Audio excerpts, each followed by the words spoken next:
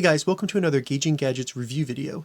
In this video, we have the Kasa Smart, which is an indoor security camera from TP-Link. So this camera features 1080p video, so you'll clearly be able to see what's going on in the video. It has night vision, two-way communication, so the camera will record audio, and then you can also speak to anyone near the camera, which is pretty cool. Really interested to see how that goes. And it also has compatibility with Google Assistant and Amazon Alexa. All that for around $39 because it's currently on sale, so check the link in the description to find that price. Let's go ahead and open it up and check it out. Comes in a nice cardboard box, and I like that because you can recycle it. Let's see what it comes in here.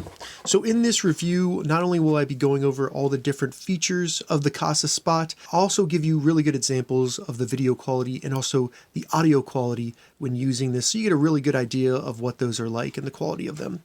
So it looks like on top here we have some cables for powering it, which it looks like this is a micro USB connector, which I was really hoping this would have, so very compatible with all your charging connectors and everything like that. We have a power adapter, and as you can see, this has a USB plug in it.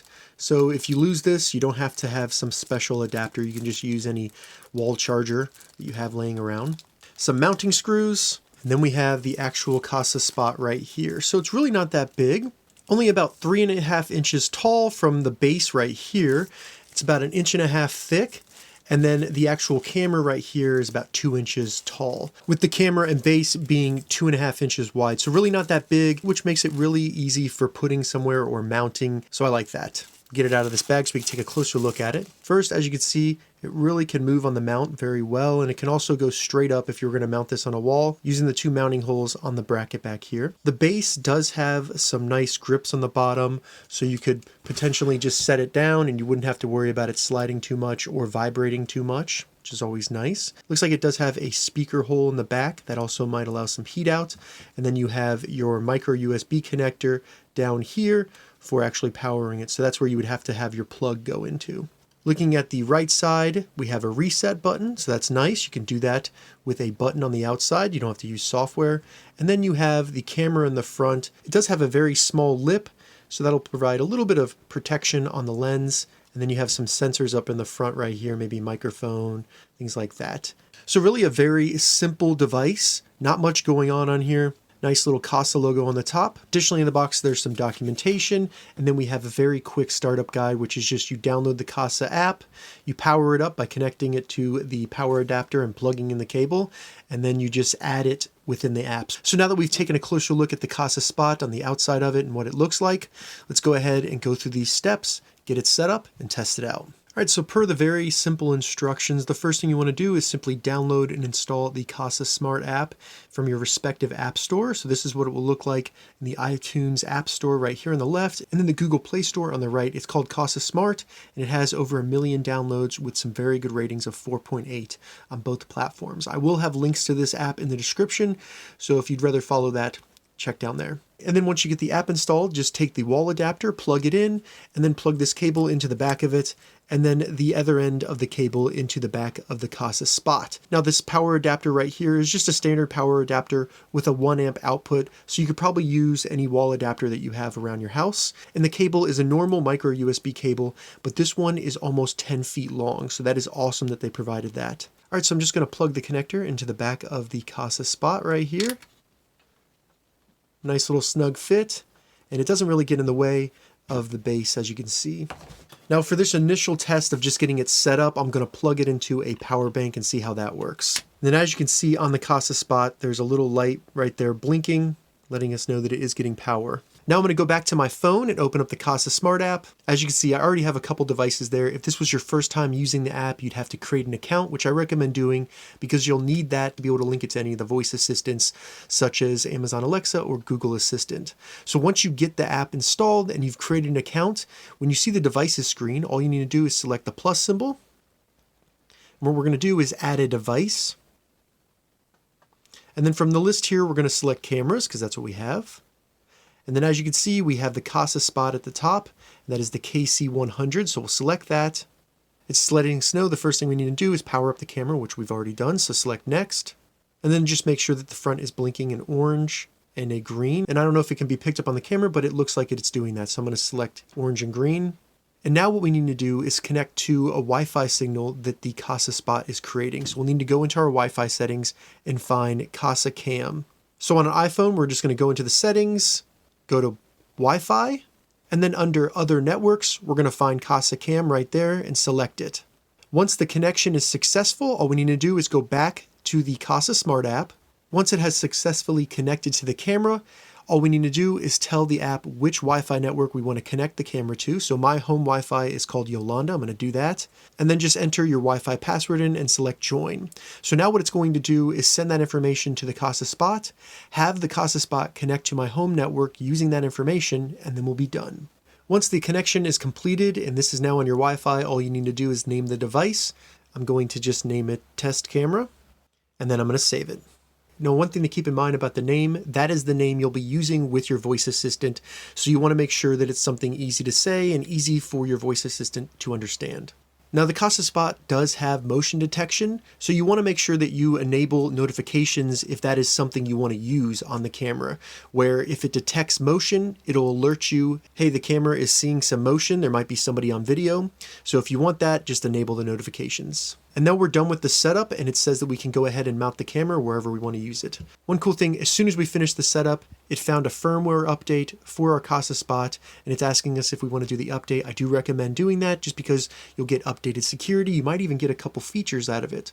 So always try to keep any of your products like this updated with the latest firmware. It's free and it's very easy to do. Then once you've completed the setup and everything, under devices, you'll see your new camera right here. So we can go ahead and select it to see more information. One quick thing, if you select the little green emblem right there, it turns off the filming and puts it in a privacy mode. So the camera kind of just turns off when you do that. So now if I select the camera in here, you can see the video live, and you can also hear it coming through. So you can hear me talking.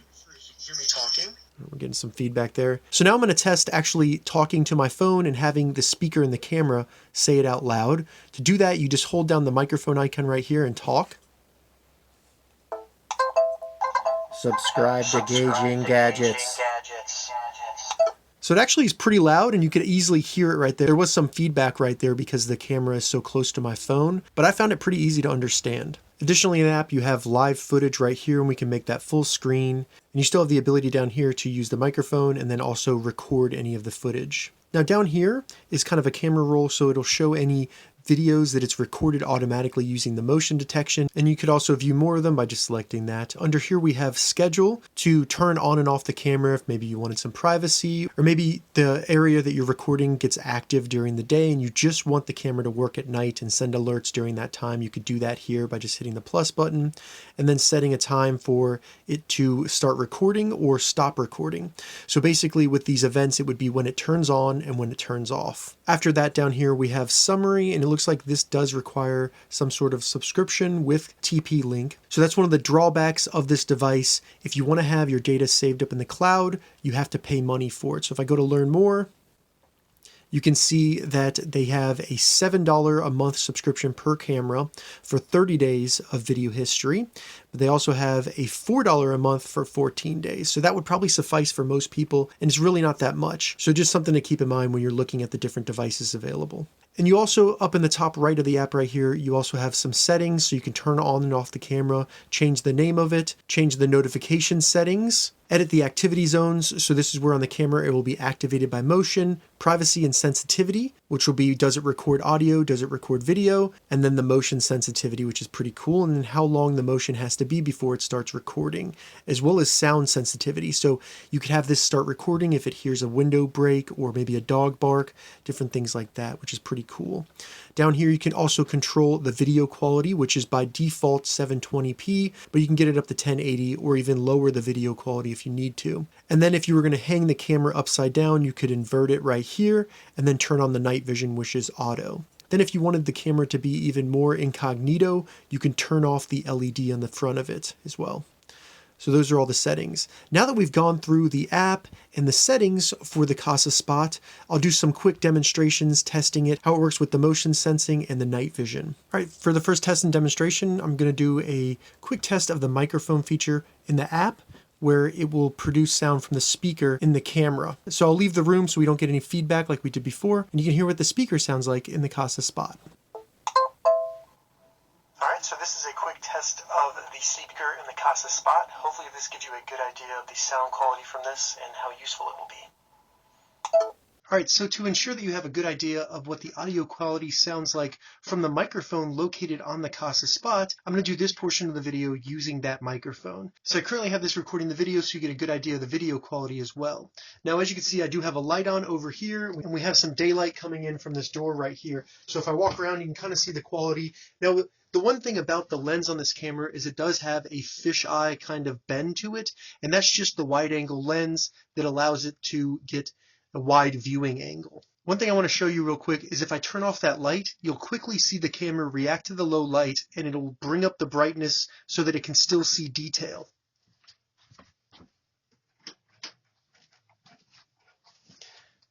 So as you see, it just brought the light up, and then it's going to turn on the night vision and switch to night vision right now, where you're looking at the night vision infrared. And right here, this was filmed at night, and as you can see me through the window, which is pretty cool, so anybody peeking in, you'll be able to see. Then as I walk in, you can see where the notification comes up on my phone saying that the camera has seen motion. And then I'm just going to walk around a little bit, show you my face, so you get a good idea of what the night vision looks like.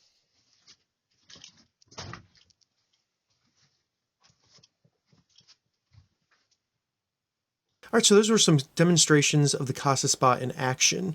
Let's start out with the audio from the speaker right here. I felt that it was really easy to understand what I was saying, and the speaker was very clear, and it was very loud as well. I also like how they played a tone at the beginning and the end of the message, just so if you were going to use this as a kind of an intercom, it would make it easier for anyone near the camera to understand when the message began and when it ended. As for the video quality and the microphone on the camera, also think those are very high quality, very easy to see what was going on in the video. You can see many details, including facial details, so you could identify someone if maybe they were breaking into your house or vandalizing your home. And there was no issue with motion blurring or anything like that, so movement was not an issue. And then I also felt that the microphone in the camera was really high quality as well. I really liked that video that I took. I think it sounded great. So overall, I really like the Kasa Spot, especially for the low price of less than $50. Like I said, I picked it up for around $40, and you can get a refurbished version on Amazon for around $30, and I will have links to those in the description as well. So I think for the cost, you get a great deal on a great camera that has tons of features, it works well, and it's very easy to set up. Now I have two things I want to talk about before I end this video. In the box, I found this little piece of paper kind of shoved up in the cardboard, but it's kind of cool. It's a little guide for when you're mounting it and using the screws. I think it's really cool that they include something like this. Makes it much easier to install if you're going to be mounting it to a wall. And then second, I wanted to talk about the activity zones in the app. And really what those are just areas that you would add to the camera that kind of exclude that area from motion detection. So you can add up to 4 zones, and it's just an area within the camera's view that you tell it, hey, if there's any movement here, don't send me a message, don't start recording, which is good because if you have the camera pointed somewhere where maybe it can see at a window where there's cars driving by, you can stop it from triggering motion detection when it sees those cars go by. So that's pretty cool there. All right, so that was a review and a setup overview of the TP-Link Kasa Spot. If you have any questions about this device, leave a comment below. I'll get back to you as soon as I can. I'm going to add an Amazon affiliate link to the description below so you can find this exact camera on Amazon. If this video helped you, give it a thumbs up, and please consider subscribing to my channel, Gauging Gadgets, more gadget reviews and tech tutorials. Thank you so much for watching.